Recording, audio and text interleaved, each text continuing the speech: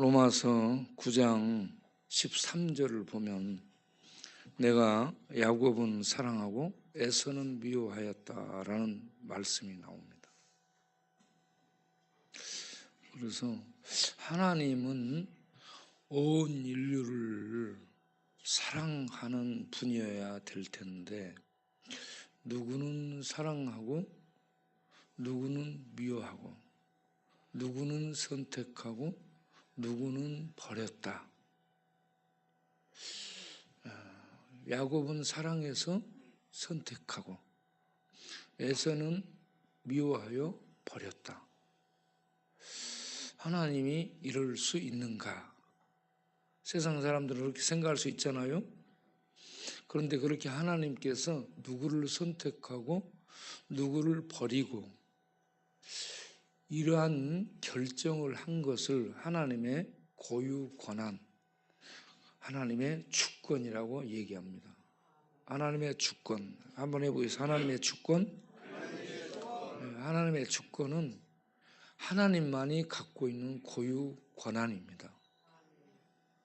그래서 어느 누구도 왜 그렇게 합니까? 라고 말을 할 수 없는 절대 그 고유한 그 권한이에요. 그래서 누구든지 왜 이렇게 합니까? 불공평한 것 같은데요. 이런 말을 할 수 없다는 겁니다. 왜 그러냐면 하나님의 그 주권은 불의함이 개입되지 않은 하나님의 기쁘신 뜻에 의해서 행해지기 때문에 그렇습니다. 그래서 하나님의 기쁘신 뜻에 의해서 그렇게 선택을 하시고 그렇게 누구는 버리고 이런 일이 있었다라는 얘기입니다. 이걸 하나님의 예정이라고 얘기하는데 하나님의 예정, 미리 정하심 속에는 이렇게 선택하심과 버려버리는 이 내용이 들어있다는 겁니다.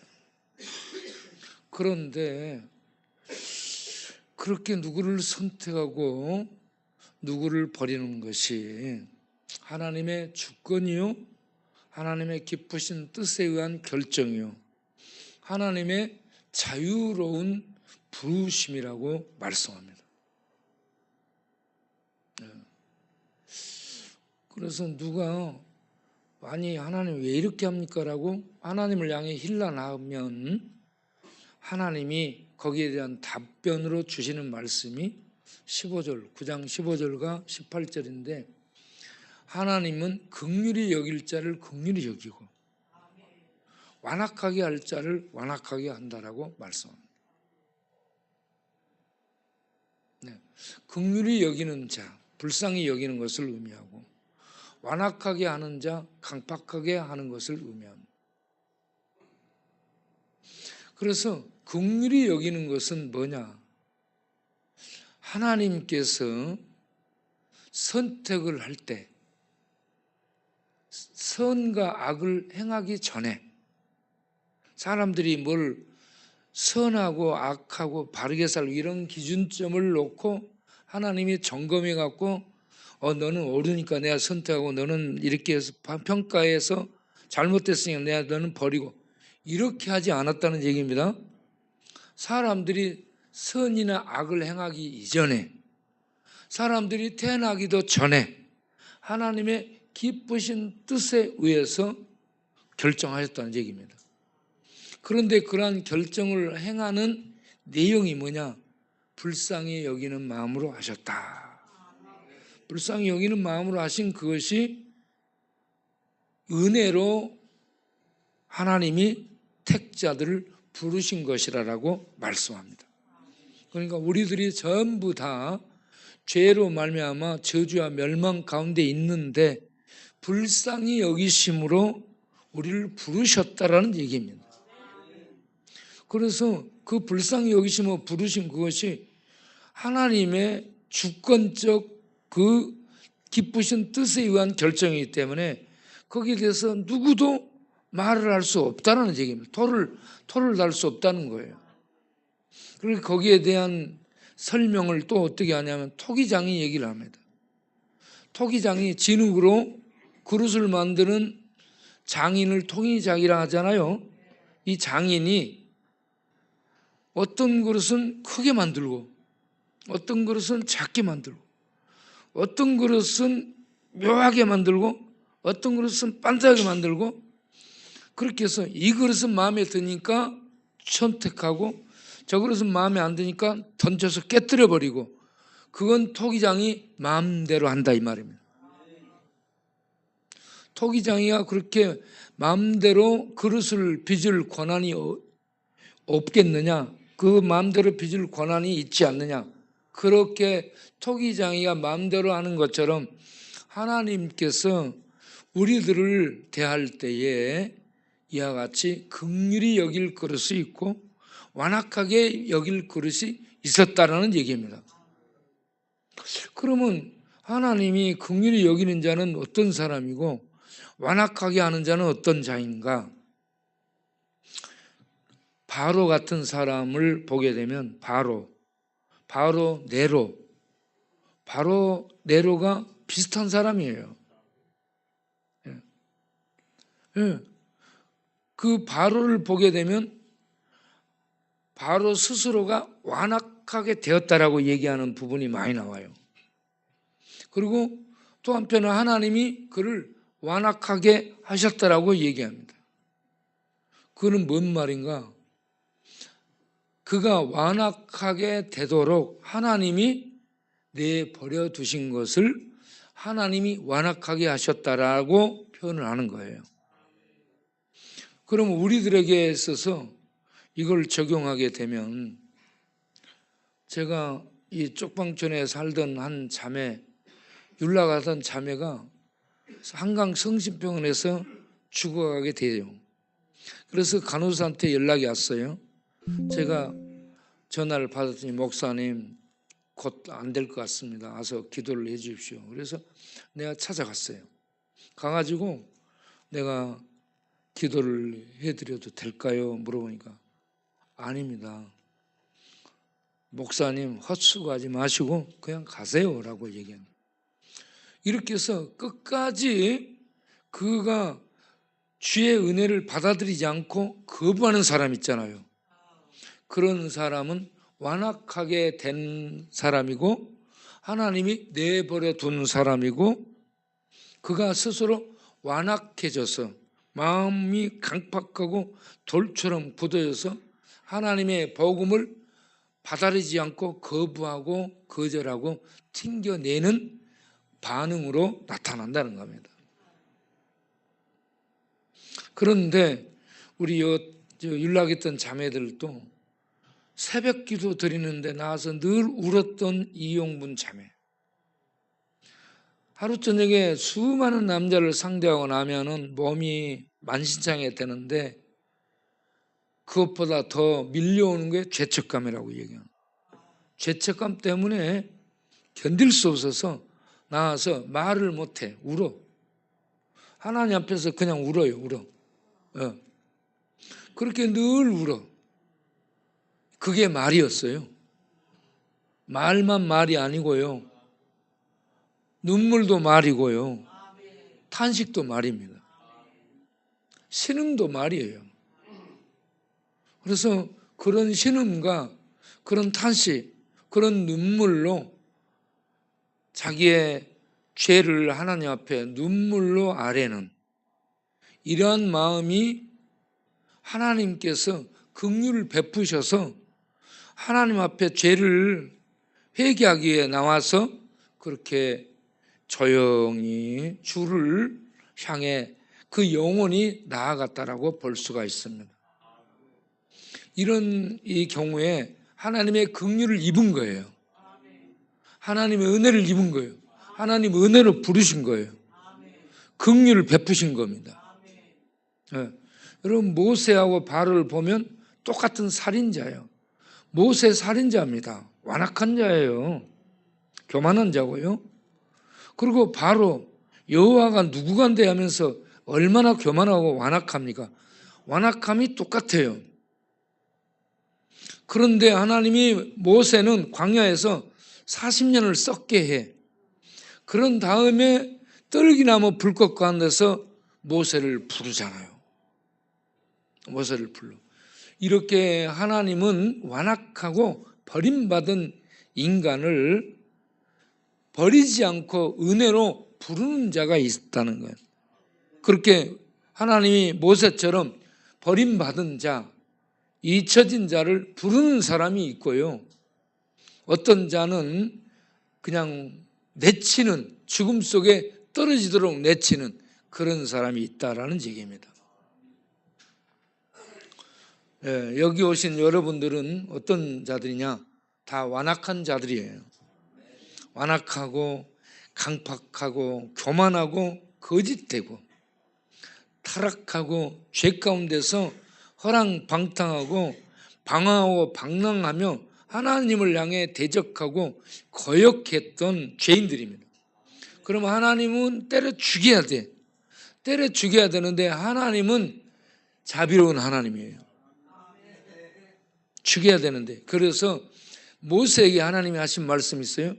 출애굽기 33장 19절을 보면 그 말씀을 로마서 9장 15절 18절에서 인용을 해가지고 얘기하는데, 자, 출애굽기 33장 19절 읽어보겠어요? 다 같이 읽어보겠어요. 여호와께서 가라사대 내가 나의 모든 선한 영상을 내 앞으로 전하게 하고 여호와의 이름을 내 앞에 반포하리라. 나는 은혜 줄 자에게 은혜를 주고 긍휼히 여길 자에게 긍휼을 베푸느니라. 아멘. 하나님이 모세에게 하는 얘기가 그거예요. 내가 너한테 긍휼을 베푼 것이다. 바로에게는 하나님이 긍휼을 베풀지 않고 완악하게 했어요. 타락한 죄 가운데 그가 완악해지도록 내버려 둔 거예요. 모세도 그런 완악하고 교만한 자였는데 하나님이 긍휼을 베푸시고 찾아가서 불러내신 거예요. 그래서 하나님이 이사야 41장 9절을 보게 되면 이스라엘이 죄 가운데서 하나님을 대적해가지고 흩어져 바벨론의 포로로 잡혀가. 그런데 하나님은 가서 불러내. 읽어보겠어요? 내가 땅 끝에서부터 너를 붙들며 땅 모퉁이에서부터 너를 부르고 내게 이르기를 너는 나의 종이라. 내가 너를 택하고 실어버리지 아니하였다. 아멘. 하나님은 그의 백성들을 그의 기뻐하신 뜻 가운데 택하시고 그들이 죄를 범하고 잘못할 때 징계하고 흩트지만 감옥에 가두고 매를 때리지만 버리지 않고 찾아가신다는 얘기입니다. 그래서 이런 하나님의 예정 가운데서 선택한 것이 하나님의 자비와 긍휼을 통해서 그러한 선택을 하셨는데 그러한 자비와 긍휼로 선택한 자들을 잊지 않으시고 하나님은 그들이 바위 틈에 있던 섬 가운데 있던 어떤 절의 고도에 유배지에 감옥에 가 있던 찾아가서 모세를 불러내듯이 불러낸다. 찾으신다. 그런 반면 버리는 자들, 유기하는 자들은 그들을 완악하게 해가지고 복음을 듣지 못하게 하고 듣지 못할 귀를 주고요. 보지 못할 눈을 갖게 해서 맹인되게 하고요. 그들 마음을 혼미한 심령이 되게 하는 겁니다. 그래가지고 그들이 듣고 보고 나와서 치료받지 못하게 하는 거예요. 내버려 두는 거예요. 계속 거절하게 만드는 겁니다. 그것을 완악하게 하다라고 말하는 겁니다. 여러분들은 하나님의 은혜가 간절히 사모돼서 이곳에 오시게 된 줄로 믿습니다. 그래서 이렇게 오게 된 것을 뭐라고 얘기하냐? 요한복음 6장 44절에 하나님이 부르셔서 오게 됐다라고 얘기합니다. 예수님이 하신 말씀이에요. 오셔서. 아버지께서 부르지 아니하면 이끌지 아니하면 아무도 내게 올 수 없다고 얘기합니다. 하나님이 부르심으로 오게 되는 겁니다. 그러면 여러분이 이곳에 와서 하나님의 말씀을 듣고 있잖아요. 들을 길을 주신 거예요. 하나님을 찾잖아요. 하나님을 찾을 수 있는 간절한 마음을 주신 겁니다. 망하고 방황하고 그러한 어둠 속에 살았는데, 죄 가운데 살았는데, 그러한 우리를 거기에 망가지도록 망하도록 내버려두지 않고 불러주셨다는 얘기입니다. 이거는 하나님이 우리를 긍휼로 만세전에 택하셨다라는 얘기입니다. 그래서 이렇게 부르시게 됐어요. 그런 부르심을 하나님께서 베푸신 다음에 우리에게 들을 길을 주셔서 복음이 들려지게 하는 겁니다. 그래서 복음이 기쁜 소식이 되는 거예요. 복음. 세상 사람들은 복음이 그거 쓸데없는 얘기다, 신이 어디 있어, 이런 생각을 하게 만들고 비웃게 만들고 거부하게 만들고 아예 싹 그냥 듣지도 않고 잘라버리게 합니다. 네. 그런데 우리들은 하나님의 말씀을 들으니까 눈물이 나고 내 영혼이 울컥울컥 반응을 하고, 그래가지고 내 영혼이 하나님의 손을 들고 죄의 자비를 구하며 나오게 되는 거야. 네? 누가 나오라 해서 끌어갖고 오는 게 아니에요. 절대 사람은 아무 말 듣지 않아요. 누가 막 가자 해도 오는 게 아니고 하나님의 감동으로 그 사람을 통해 나를 부르시고 나를 이끌기 때문에 내가 오게 되는 거예요. 네. 그렇게 해서 오면 하나님의 말씀이 들려져. 이게 복음이 들려지는 겁니다. 그 복음이 들려져서 복음을 통해 로마서 10장 9절, 10절, 11절을 보게 되면 이렇게 예수를 믿게 되는 거예요. 전에는 이런저런 이 사람들을 통해서 예수 어쩌고저쩌고 듣기만 했는데 그 말씀이 정확하게 하늘의 신지식으로 들려지게 되는 거죠. 내가 만일 내 입으로 예수를 주로 시인하는 거예요.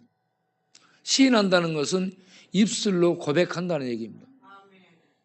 입술로 고백하려면요, 머리로 들어가서 마음에서 인정해야 입술로 나오는 겁니다. 그래서 하나님이 그를 죽은 자 가운데서 살리신 것을 지식으로 갖고 내 마음으로 받아들인 다음 입으로 시인하는 거예요. 사람들이 지식으로만 갖고 있으면 안 되는 겁니다. 지식으로 아는 것은 믿는 게 아니에요. 지식으로 내용을 알고 마음으로 이걸 받아들이고, 그리고 내가 내 의지를 동원해서 내 인격적으로 믿습니다 고백하는 이 고백, 이게 믿음을 가진 겁니다. 그래서 사람이 마음으로 믿어서 예수 그리스도를 통해 주는 하나님의 의를 얻게 되고, 그리고 입으로 시인하고 고백해서 구원을 얻는다라는 말씀입니다. 그러면 내가 예수를 이렇게 입술로 마음으로 믿고 입술로 고백하게 됐다. 그러면 우리를 쭉 소급해서 올라가게 되면 하나님이 창세 전에 그의 기쁘신 뜻에 의해서 우리를 선택하셨구나. 그래서 우리에게 자비와 긍휼의 부르심을 통해 부르시고, 내가 그 부르심의 응답에 하나님 앞에 나와 예수를 그리스도로 믿고 발견하고 받아들여서 내 입술의 고백을 통해 예수를 믿는다라고 고백을 하는 자리에 이르렀구나. 그렇다면 내가 하나님의 택함을 받은 백성이네, 이걸 알 수 있잖아요. 그러면 이 택함이라는 것을 왜 하느냐? 하나님은 택함 받은 자를 절대 버리지 않는다는 측면에서 얘기하는 겁니다. 네. 하나님의 말씀은 폐해지지 않습니다. 하나님의 약속은 없어지지 않습니다. 폐해지다, 이 말이 꽃이 시들어서 떨어지는 것을 의미하는 거예요. 그런 것처럼 하나님의 약속이 세월이 가서 힘이 떨어져 갖고 하나님이 늙거나 그리고 행할 수 있는 능력이 없기 때문에 하나님이 약속한 그 약속이 꽃이 팍 피었다가 시들어 힘이 없어 떨어지는 것처럼 하나님의 약속이 떨어지는가? 그런 법이 없다 이 말입니다. 그래서 하나님의 약속의 말씀은 1.1억도 어긋남이 없이 그대로 이루어진다라고 말씀합니다. 그 말씀을 이루기 위해서 오신 분이 예수님이죠. 마태복음 5장 17절에 예수님이 오신 목적을 그렇게 합니다. 하나님의 말씀은 1.1억도 어긋남이 없나니. 자, 내가 다 같이 내가 율법이나 선지자나 폐하러 없애버리러 온 것이 아니고 온전히 성취하기 위해 이루기 위해 왔다. 우리 인간은 이룰 수가 없기 때문에 하나님이 이루기 위해서 오셨어요. 그리고 뭐라고 말씀하냐면 18절에 천지가 없어질지라도 하나님의 말씀은 1.1핵도 없어지지 않냐고 다 이루어지리라. 예수님이 그 말씀을 이루기 위해서 오신 거예요. 그래서 예수님이 그 말씀을 이름으로 하나님의 의가 되신 거예요. 하나님의 말씀을 완전히 이름으로 의를 이루게 된 거예요. 그래서 하나님의 약속의 말씀은 하나님이 기쁨으로 선택하고 그리고 때가 돼서 그의 긍휼의 은혜로 부르시고 그리고 말씀이 들려지게 하시고 믿음을 갖고 반응해서 예수를 그리스도로 믿습니다 고백하게 하는, 그래서 예수를 믿는 하나님의 백성은 유대인 가운데서 부르시고 이방인 가운데서도 부르신다라고 말씀합니다. 그렇게 부르신 하나님의 자녀된 백성은 하나님께서 반드시 구원회로 인도하신다. 하나님의 그 약속은 천지가 없어질지라도 절대로 떨어지거나 변경됨이 없다. 그래서 예수 믿는 자의 구원은 분명하다. 예수 믿는 자는 하나님의 자녀가 되기 때문에 하나님이 책임져 주신다라는 말씀입니다. 그래서 로마서 8장 33절에 하나님이 이렇게 선포하죠. 로마서 8장을 여러분 전부 외우면 좋아요. 8장 33절 누가 능히 하나님이 택하신 자들을 고발하리요. 법정에 율법이 어떤 율법이 고소할 수 있으리요. 의롭다라고 하나님의 법정에서 선포하시는 이는 하나님이시니 어느 누구도 하나님이 선택해서 부르시고 믿음을 갖고 예수 믿고 하나님 앞에 나온 하나님의 자녀들을 송사할 수 없다라는 얘기입니다. 그래서 우리는 어떤 존재냐 하면 로마서 6장 14절에 우리가 법 아래에 있지 않고 은혜 아래에 있다라고 말씀을 했죠.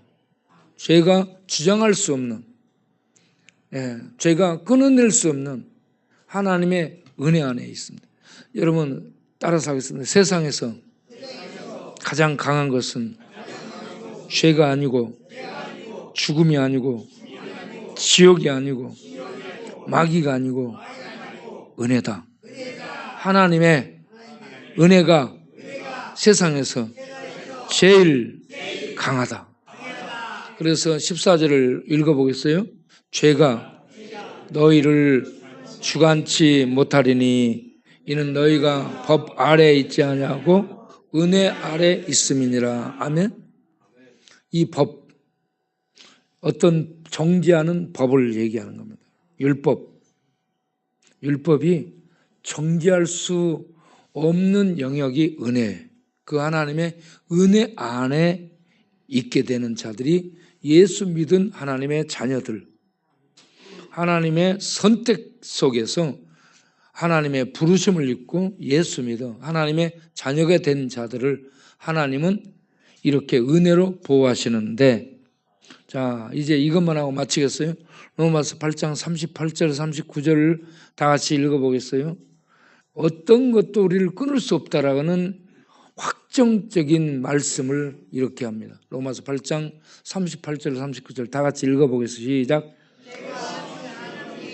사망이나 생명이나 천사들이나 권세자들 현재일이나 장래일이나 능력이나 높음이나 기쁨이나 다른 어떤 피조물이라도 우리를 우리 주 그리스도 예수 안에 있는 하나님의 사랑에서 끊을 수 없으리라. 아멘.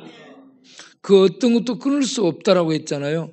그러면 율법은 정죄하느냐? 율법도 정죄할 수 없어요.